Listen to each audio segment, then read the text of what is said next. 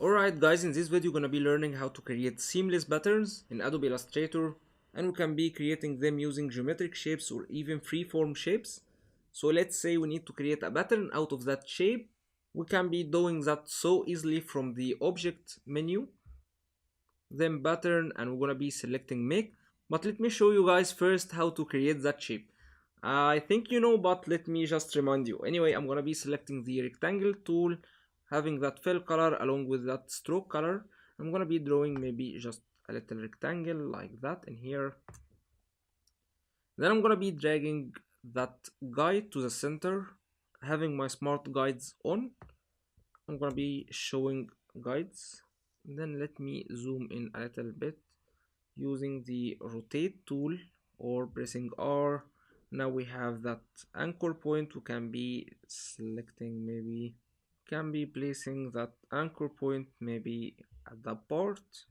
Then I'm gonna be dragging that shape, pressing Alt and Shift to duplicate it in 45 degrees.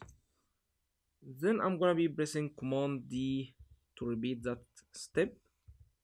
Then I'm gonna be selecting the selection tool or pressing V on keyboard, selecting everything, going to opacity, normal. I'm gonna be changing that one to screen. Then we can be dragging our shape builder tool and we can start removing maybe these areas in here, just like that. Now we have that nice geometric shape. We can be creating a seamless pattern out of that one. So let me zoom out a little bit, and I'm gonna be dragging that one out of our artboard, and I'm gonna be hiding guides again, selecting our shape, going to object, pattern, and here comes the magic, going to make. Now Illustrator is telling us that this new pattern has been added to swatches panel, and any changes made while we are in pattern editing mode, which is that mode looking like isolation mode in here, will be applied to the swatch upon exit. So as you can see, we have our pattern in here added to our swatch, and anything we will be doing in that editing mode will be applied to that swatch. So basically we're creating our swatch in here. So I'm gonna be pressing OK, and instantly we have a nice pattern, as you can see guys. But let's see how we can even customize that pattern to get even more interesting results. So here we have that tile or that square around our shape in blue color, and we can be changing that color anytime by going to that hamburger menu, and we have the tile edge color. We can change that color anytime. Maybe we can be selecting any of these colors. Anyway, I'm gonna be leaving that one as it is in blue because it's visible in that case. And by default guys, you have that one selected, I think, and probably that one is not selected. So let's start with that tool in here, which is called pattern tile tool.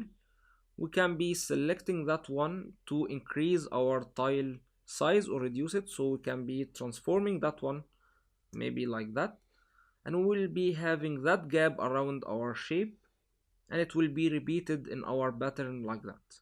Or we can be selecting that option, size tile to artboard. We'll be resizing the tile again to our object, or we can be disabling that one for now.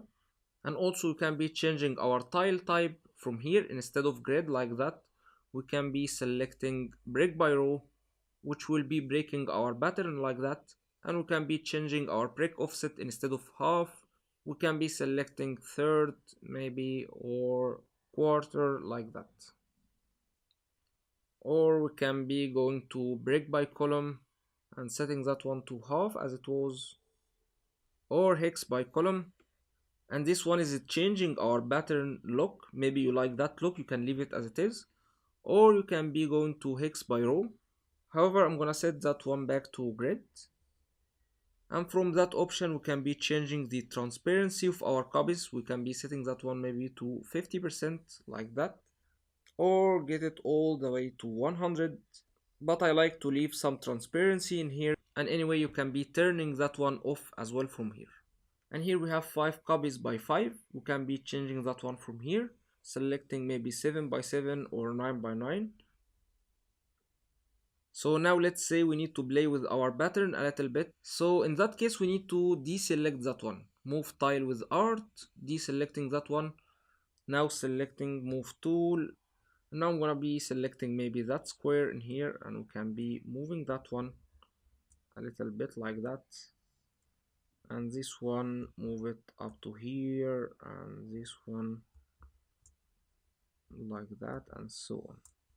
Or we can be undoing that, or I'm gonna be selecting the direct selection tool or pressing A, then selecting these design elements, and I'm gonna group them Command G. Now selecting move tool, and I can move that one around out of our tile borders, maybe all the way to here, and we can be changing the overlap settings from here. Then we can be increasing its size a little bit, maybe like that, to have a completely different pattern, as you can see. And this one looks very cool as well. We can be dimming copies, disabling that one.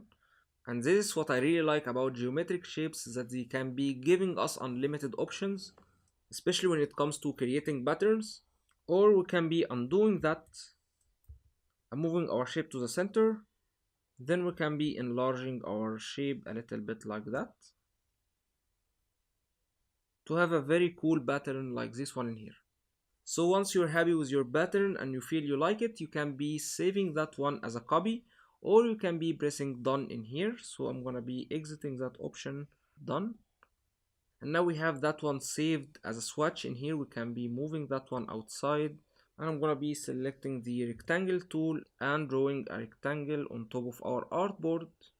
And for its fill color, we're gonna be selecting that swatch, which is our pattern, and here you go, easy like that. And even you can be editing that one anytime if you like. Going to swatches, double clicking your swatch will be getting you into that editing mode again. And let's duplicate that one in place, pressing Command C or Control C, then Command F. Now I'm gonna be rotating that one all the way to here. Now we have a completely different complicated pattern. We can be dimming that one, and it looks really nice and oriental. So I'm gonna be saving that one as a copy. Maybe you can call that one oriental pattern. Here we have that one as another copy in here, pressing OK, and I'm gonna be exiting that editing mode, pressing done. Now we have two different patterns. We can be selecting either that one or that one for our rectangle. Now we have these patterns in our swatches. However, if we move to another file, we're not gonna be finding them in here. So how you can be using your created patterns in other files? Simply by going to that file, we're gonna be copying that rectangle, Command C or Control C, and paste it in here. Now we have that one added to our swatches. We don't need that rectangle anymore. We can be removing that one easily like that, and we can still reapply that one to our artboard just like that. And now let's say we need to reduce our rectangle size, so I'm gonna be dragging that one all the way to here. And now as you can see, we have our pattern distorted. So in order to fix that one, I'm gonna undo that one, and you can go to transform panel and go into that hamburger menu. You're gonna be seeing transform both.